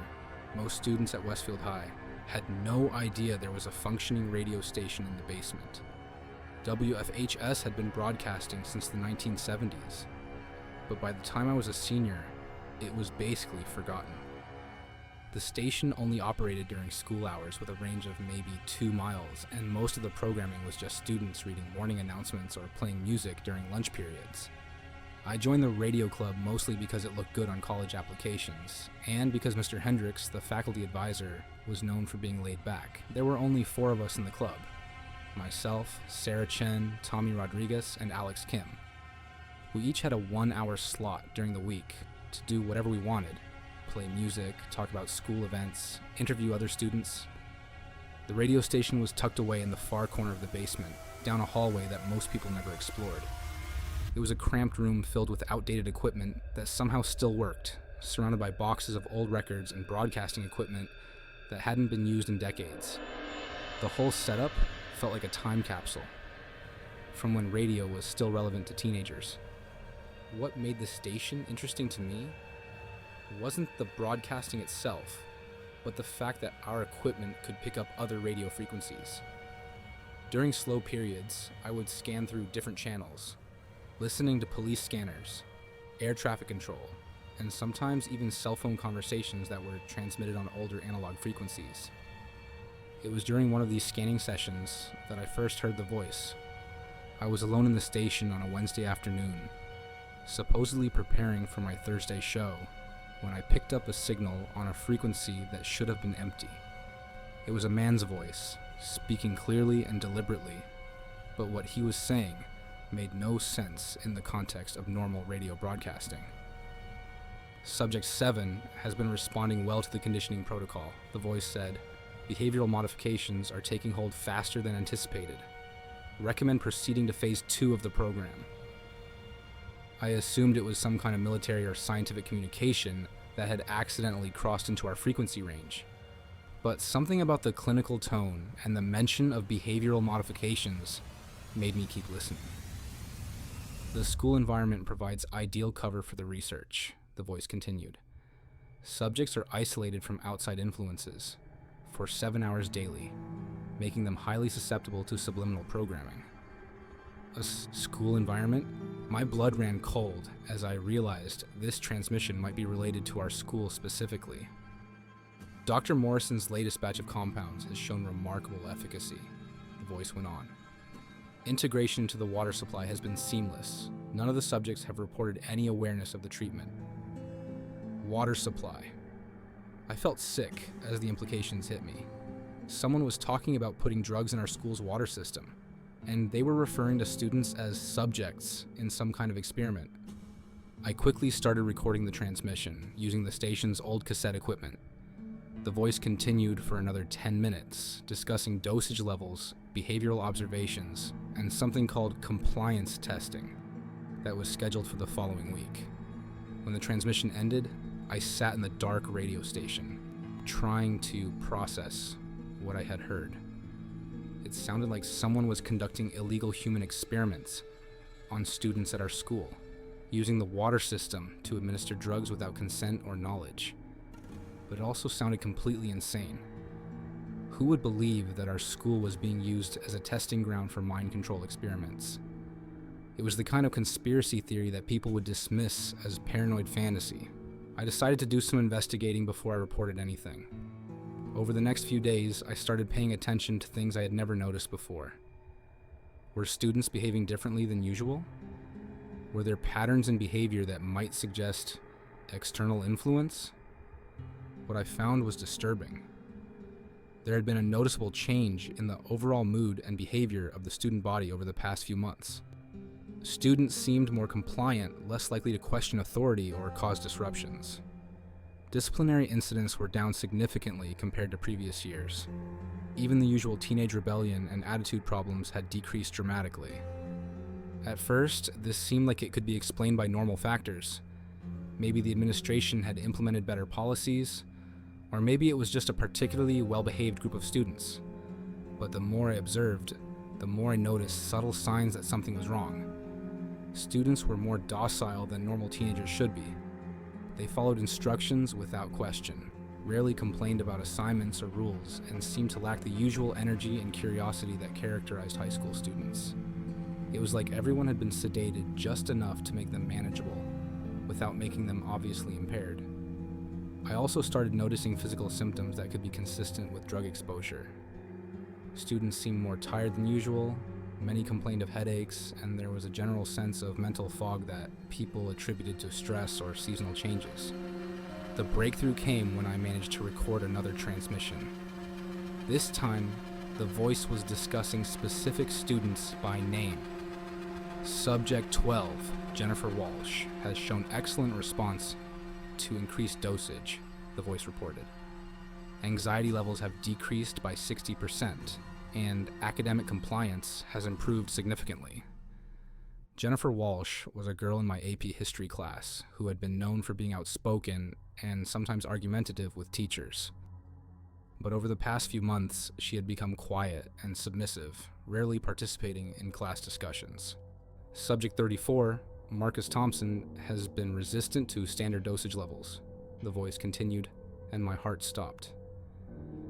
Recommend increasing concentration in his specific water sources. They were talking about me. I was subject 34, and apparently I wasn't responding to whatever they were putting in the water the way they wanted me to. That explained why I had been able to notice the changes in other students while remaining unaffected myself. My natural resistance to whatever drug they were using had kept me alert and observant, while my classmates became increasingly compliant. But now, they knew I was resistant, and they were planning to increase my dosage. I realized I was in immediate danger. If they could target specific students with higher concentrations of drugs, then they had sophisticated control over the water system and detailed knowledge of individual student behaviors. They were monitoring us closely enough to know who was responding to treatment and who wasn't. I stopped drinking water at school immediately, bringing bottles from home instead. I also started warning my friends, but their reactions confirmed my worst fears. When I tried to explain what I had discovered, they listened politely, but showed no real concern or urgency. The drugs had made them too passive to respond appropriately to information about their own endangerment. That sounds really serious, Sarah said when I told her about the transmissions. You should probably tell a teacher about it. But her tone was flat and disinterested, like I had told her about a minor scheduling change rather than a massive conspiracy. I realized that going to school, authorities would be useless. If this experiment was being conducted with the knowledge and cooperation of the administration, then reporting it through official channels would only alert the perpetrators that I was onto them. Instead, I decided to gather more evidence and take it directly to outside authorities. I continued monitoring the radio frequency, recording every transmission I could capture. Over the course of a week, I documented detailed discussions about dosage levels, behavioral modifications, and long-term goals for the program. The most chilling transmission came on a Friday afternoon. The voice was discussing the next phase of the experiment. Initial conditioning has been successful beyond expectations, the voice reported. Subjects are now ready for more advanced programming. Recommend implementing subliminal audio broadcasts through the school's PA system. They weren't content with just drugging students through the water supply. They were planning to add subliminal messaging through the school's announcement system, further manipulating students' thoughts and behaviors. The ultimate goal remains unchanged, the voice continued. Create a generation of compliant, unquestioning citizens who will accept authority without resistance. The school pilot program will serve as a model for nationwide implementation. This wasn't just about our school. We were a test case for a much larger program designed to control the minds of an entire generation. That weekend, I took my recordings to the FBI field office in the nearest city. The agents I spoke with were initially skeptical, but the detailed nature of the transmissions and the specific references to our school convinced them to take the matter seriously. The investigation that followed was swift and shocking. Federal agents raided our school on a Monday morning, finding sophisticated equipment hidden throughout the building that was designed to monitor student behavior and administer controlled substances through the water system. Dr. Morrison, who turned out to be our school psychologist, was arrested along with several members of the administration and a network of researchers from a private pharmaceutical company. They had been conducting illegal human experiments on students for over 2 years, testing new forms of behavioral control drugs and psychological manipulation techniques. The water system was immediately shut down and tested, revealing traces of several experimental compounds designed to reduce aggression, increase compliance, and impair critical thinking abilities. Students were given medical examinations and counseling to help them recover from the effects of prolonged exposure to these substances. The legal proceedings revealed that our school had been selected as a test site because of its isolated location and the socioeconomic profile of the student body. The researchers believed they could conduct their experiments without detection, using the natural authority structure of the school to mask their manipulation of student behavior. Many of my classmates struggled to understand what had happened to them. The drugs had been subtle enough that they hadn't noticed the changes in their own thinking and behavior. It was only after the effects wore off that they began to realize how their personalities and decision-making abilities had been altered. The psychological impact was devastating. Students had to grapple with the knowledge that their thoughts, feelings, and actions over the past 2 years hadn't been entirely their own. College applications, relationship decisions, and academic choices had all been influenced by chemical manipulation. The case became a landmark in the prosecution of illegal human experimentation, but the damage to our school community was irreversible. Trust between students and faculty was destroyed, parents filed hundreds of lawsuits, and many families moved away to escape the trauma of what had happened. I still think about those radio transmissions sometimes, about how close this conspiracy came to succeeding. If I hadn't been naturally resistant to their drugs, if I hadn't happened to pick up their communications, an entire generation of students might have been turned into compliant, unthinking automatons. The scariest part is knowing that this was just a pilot program. Somewhere out there, other researchers might be conducting similar experiments, using schools as laboratories and students as unwilling test subjects. Because sometimes the greatest threats to our freedom come not from external enemies, but from those who claim to be working for our own good. The thing about being a senior is that you start to recognize all the regular faces around school, not just students and teachers, but the parent volunteers, delivery drivers, and community members who show up consistently. That's how I first noticed Mrs. Delacroix, even though she wasn't connected to our school in any official way. She started appearing around campus about 3 months into my senior year, always during lunch periods or right after school when students were most visible. She looked to be in her 40s, well-dressed in expensive clothes that seemed out of place in our working-class district. What made her stand out wasn't just her appearance, but the way she watched students with an intensity that made me uncomfortable. At first, I assumed she was a parent considering enrollment for a younger child, or maybe someone from the district office conducting observations. But after seeing her multiple times a week for several weeks, I realized she never actually entered the building or spoke to any staff members. She would just sit in her car in the parking lot or stand near the fence surrounding the athletic fields, watching students come and go. The first time I really paid attention to her behavior was during a football game on a Friday night. I was working the concession stand for student council, which gave me a good view of the bleachers and surrounding area. Mrs. Delacroix was there, but she wasn't watching the game. Instead, she was focused on the student section, and she had a small camera that she was using to take pictures. That struck me as odd. Parents taking photos at school events was normal, but she wasn't sitting with other parents or cheering for the team. She was systematically photographing individual students, zooming in on faces and taking multiple shots of the same people. I mentioned it to my friend Katie, who was working the stand with me. See that woman over there with the camera? She's been hanging around school for weeks, just watching students. Katie glanced over and shrugged. Maybe she's a photographer for the yearbook or something. But I knew that wasn't right. Our yearbook staff was all students, and they wore identification badges during events. This woman was operating independently, and there was something predatory about the way she focused on certain students. Over the next few weeks, I started paying more attention to Mrs. Delacroix's presence around school. I noticed she had particular students she seemed most interested in. Always girls, always between the ages of about 14 and 17, and always girls who fit a specific physical type. Petite, with dark hair and fair skin. girls who looked vulnerable or isolated. One of her frequent targets was Emma Rodriguez, a sophomore who was new to our school. Emma was quiet and shy, the kind of student who ate lunch alone and didn't participate in many social activities. I watched Mrs. Delacroix follow Emma's movements around campus, noting which routes she took between classes and where she spent her free time. The situation escalated when I saw Mrs. Delacroix actually approach Emma after school one day.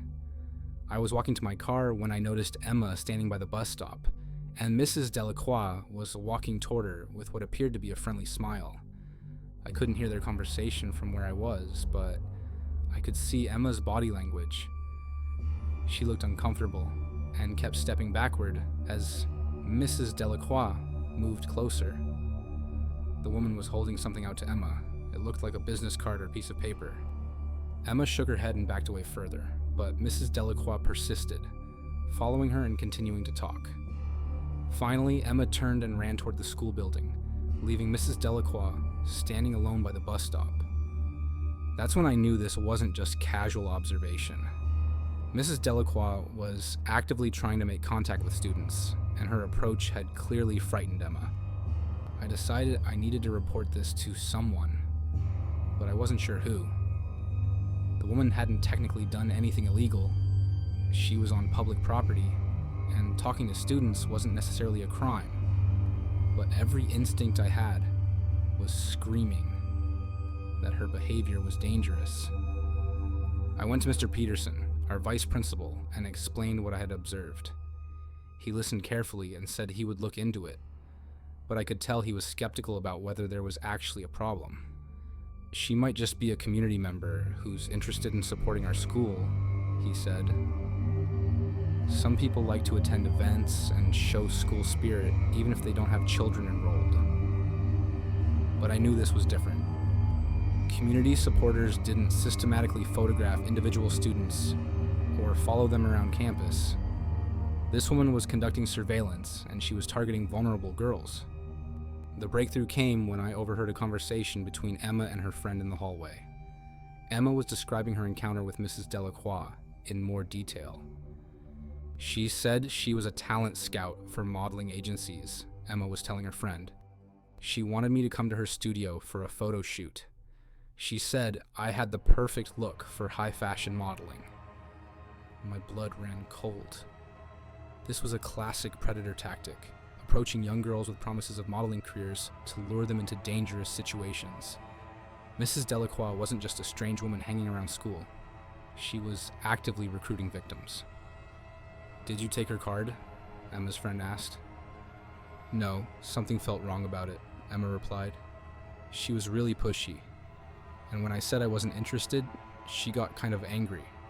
She said I was making a mistake and that opportunities like this don't come along often. I knew I had to act quickly.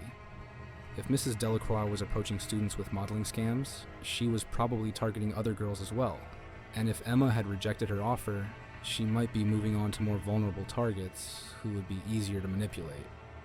I went back to Mr. Peterson with this new information, and this time, he took the threat seriously. He immediately contacted the police and provided them with the description I had given him of Mrs. Delacroix and her vehicle. But the police response was slower than I had hoped. They said they would increase patrols around the school and keep an eye out for suspicious activity, but without evidence of an actual crime, there wasn't much they could do proactively. That's when I decided to take matters into my own hands. I started documenting Mrs. Delacroix's activities myself, taking photos of her car and license plate, noting the times she appeared on campus, and keeping track of which students she seemed most interested in. What I discovered was even more disturbing than I had initially thought. Mrs. Delacroix wasn't just randomly targeting students at our school. She had a systematic approach that suggested she had done this before, possibly at other schools in the area. She would spend several days observing potential targets, learning their routines, and identifying girls who appeared isolated or vulnerable. Then she would approach them with the modeling story, always when they were alone and away from other students or adults who might intervene. I also noticed that she had upgraded her surveillance equipment. Instead of just a small camera, she now had professional-looking photography gear and what appeared to be recording equipment. She was documenting students more extensively, possibly building profiles for future contact. The situation came to a head on a Thursday afternoon when I saw Mrs. Delacroix approach another student, a freshman named Ashley Chen, who was even more shy and isolated than Emma had been. Ashley was waiting for her ride after school, standing alone near the parking lot entrance. I watched Mrs. Delacroix walk up to Ashley with the same friendly demeanor she had used with Emma. But this time, instead of just talking, she was showing Ashley something on her phone, what looked like professional modeling photos. Ashley seemed more receptive than Emma had been. She was nodding and smiling, clearly flattered by the attention and the suggestion that she could be a model. When Mrs. Delacroix handed her a business card, Ashley took it. I knew I had to intervene. I walked over to where they were standing and called out to Ashley. "Hey Ashley, your mom is looking for you. She's waiting by the main entrance." Ashley looked confused. "My mom? But she's not picking me up today." "She changed her mind," I said firmly, making eye contact with Mrs. Delacroix. "She wants you to come inside right now." Mrs. Delacroix's friendly expression disappeared, replaced by a cold stare that confirmed my worst suspicions about her intentions. "We were just finishing our conversation," she said to me. "This doesn't concern you." "Actually, it does," I replied. "Ashley, you need to go inside now. Your mom is waiting." Ashley looked between us, clearly sensing the tension, but not understanding what was happening. Finally, she said goodbye to Mrs. Delacroix and walked toward the school building. Mrs. Delacroix watched her go, then turned back to me. "You have no idea what you just cost that girl," she said, her voice low and threatening. I was offering her a real opportunity. "I know exactly what kind of opportunity you were offering," I replied, "and I've already reported you to the police." Her expression changed to one of genuine alarm. Without another word, she turned and walked quickly to her car, driving away faster than was safe in a school zone.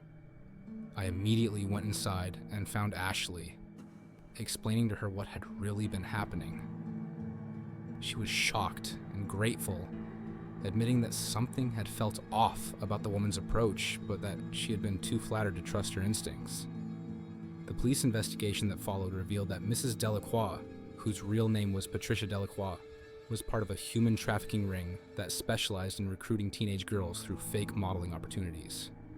She had been operating in our area for months, targeting multiple schools and successfully luring several girls into dangerous situations. The business cards she had been handing out led to a fake modeling agency that was actually a front for the trafficking operation. Girls who responded to the opportunity would be taken to what they thought were photo shoots, then drugged and transported out of state. Patricia Delacroix was arrested, along with several other members of the trafficking ring. During the investigation, police found extensive surveillance materials, documenting dozens of students from schools across the region. She had been building a catalog of potential victims, studying their routines and vulnerabilities to determine the best approach for each target. The most disturbing part was learning how successful her operation had been. Several girls from other schools had fallen for the modeling scam and disappeared. Their families told they had run away to pursue modeling careers in other cities. In reality, they had been trafficked and were being held against their will. Emma Rodriguez and Ashley Chen were among the lucky ones. They had either rejected the initial approach or been warned before they could be victimized. But the knowledge that they had been specifically targeted and studied by predators was traumatic for both girls and their families. The case led to increased security measures at schools throughout the district, including better monitoring of non-students on campus and education programs about the tactics used by human traffickers. But it also highlighted how vulnerable students can be to predators who understand how to exploit teenage insecurities and dreams. I still think about how close Ashley came to becoming a victim, and how many other students might have been targeted if I hadn't noticed Mrs. Delacroix's suspicious behavior. It makes me realize how important it is to trust your instincts when something feels wrong, even if you can't immediately explain why. Because sometimes the greatest danger comes from people who seem to be offering opportunities and dreams when they're actually selling nightmares to the highest bidder. Working as a student tech assistant meant I had access to parts of the school most students never saw. My job was to help maintain the computer labs, troubleshoot network issues, and assist teachers with technology problems. It also meant I had a master key to most classrooms and spent a lot of time in empty hallways during class periods. That's how I first noticed the pattern with Eddie Kowalski, our head maintenance supervisor. Eddie had been working at Lincoln High for about 8 years, and everyone knew him as the guy who could fix anything. Broken lockers, faulty air conditioning, flickering lights. Eddie was the one teachers called when something needed repair. What I started noticing during my tech rounds was that Eddie's repair schedule seemed to coincide with very specific events. He would always have urgent maintenance work in the girls' locker room during PE periods. He needed to check the ventilation system in the dance studio during cheerleading practice. There were always mysterious plumbing issues in the girls' bathrooms that required his immediate attention. At first, I didn't think much of it. Maintenance work has to happen during school hours, and it made sense that he would try to schedule repairs when spaces were being used so he could test that everything was working properly. But the more I observed his patterns, the more I realized something was wrong. Eddie always worked alone on these particular jobs, even though most maintenance tasks required at least 2 people for safety reasons. He would post "maintenance in progress" signs and lock doors behind him, creating private access to spaces where teenage girls were changing clothes or practicing routines in minimal clothing. The breakthrough came when I was troubleshooting network connectivity in the main office and overheard a conversation between 2 female teachers. They were discussing how uncomfortable some of the girls felt about Eddie's frequent presence in their spaces. "Sarah Martinez came to me yesterday," Mrs. Chen was saying. "She said Eddie was in the locker room for over an hour during her PE class, supposedly fixing a shower that wasn't even broken." "I've heard similar complaints," replied Ms. Rodriguez. "The dance team girls say he always finds reasons to be in their practice room, and he takes a lot longer than necessary to complete simple repairs." That's when I realized what I had been observing wasn't just poor scheduling, it was predatory behavior. Eddie was using his position and access to spy on female students in vulnerable situations. I decided to investigate further. Over the next week, I started tracking Eddie's work orders and comparing them to his actual activities. What I found was disturbing. Many of the repairs he claimed to be doing were either unnecessary or completely fabricated. He was creating fake maintenance emergencies to justify his presence in spaces where girls were changing or exercising. The most damning evidence came when I checked the school's security camera system. As a tech assistant, I had access to the digital surveillance network to help troubleshoot connectivity issues.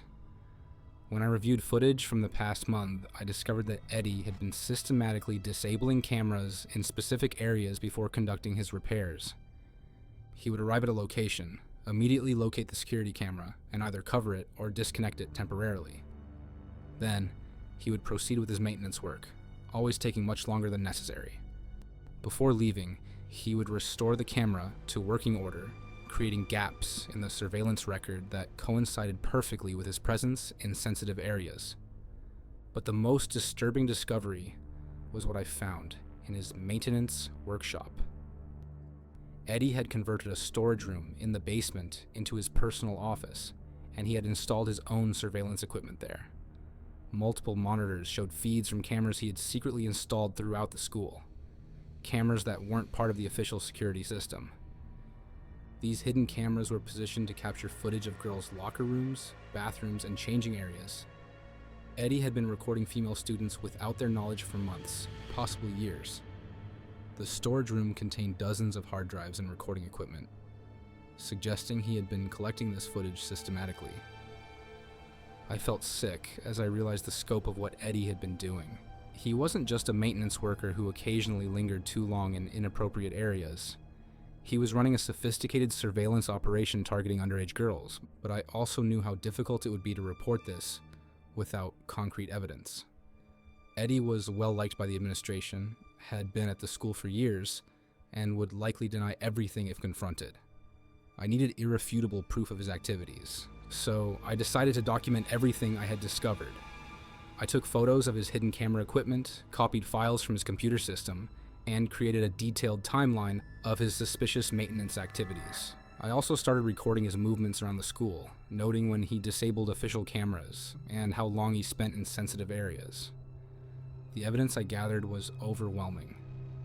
Eddie had installed hidden cameras in at least 6 different locations throughout the school, all targeting areas where female students would be undressed or in compromising positions. He had thousands of hours of recorded footage, organized by date and location, stored on multiple hard drives. Even more disturbing was discovering that he had been sharing this footage with others. His computer contained email correspondence with several other men, discussing the videos and arranging to trade similar content from other schools. Eddie was part of a network of predators who were using their positions in educational institutions to exploit students. When I finally took my evidence to the police, the investigation moved quickly. Eddie was arrested at school the next day, and his workshop was seized as evidence. The hidden cameras were removed, and the entire surveillance network was dismantled. The legal proceedings revealed the full extent of Eddie's crimes.